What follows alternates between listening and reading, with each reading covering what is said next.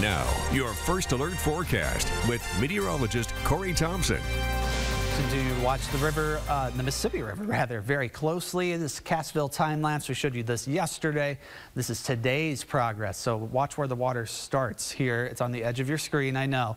However, the water continues to rise through the day. You can see water creeping up a little bit further as it goes along that grassy edge to the bank. Of course, right here, actually, where my hand is, that's the normal edge of the bank. So it's pretty well out of it at this point in the Cassville area and other parts along the Mississippi right now. At this hour, we have temperatures that are, as noted, a little bit warmer than yesterday. Wouldn't call them warm necessarily, but we're in the 40s at this point. We were stuck in the 30s in some spots yesterday, so a little incremental improvement has been seen today. And the winds were a little bit lighter too. The view of the river gauge at Lansing is an interesting one. We're starting to get to the point where this line is really leveling out. In fact, several data points tomorrow or next weekend by this time have the river perhaps approaching its crest. Now that could be changed a bit later this week as we do have a chance of rain coming to the area, and that'll be something to watch very, very closely.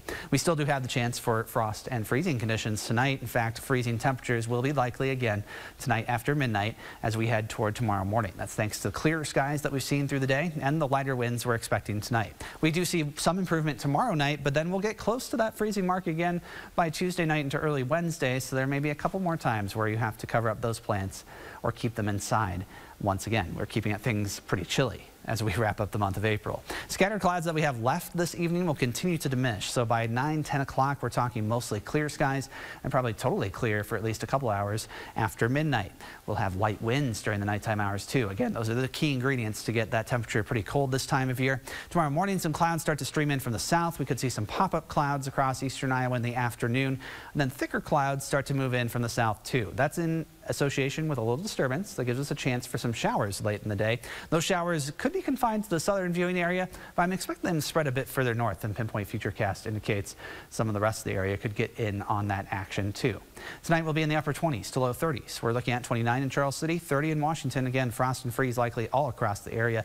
Some spots have a freeze warning, but even if you're not including it in the north, temperatures will be cold enough. And another thing that may happen tonight, there's the outside chance that we could see the northern lights from eastern Iowa tonight. Now we'll need some things to go just right. It's always pretty tricky to get them this far south. But if you look to the north after skies clear and well after dark, we're expecting probably midnight and beyond. That may be a chance to see that in the northern horizon.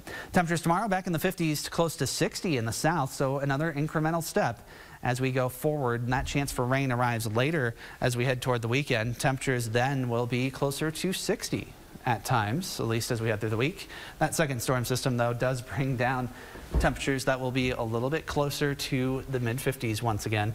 Something's gone very wrong with the 9-day. We're missing all sorts of icons, but that's okay. The sun will exist on those days, I promise. But I was going to say, does that mean we can decide what it's going to look like? Yeah, exactly. It's choose your own forecast this week, apparently. But we'll try to get that fixed for the 10, or perhaps even by the end of the show. We'll take a look. Fill in the blank. Love it. Yeah. Thank you so much, Corey.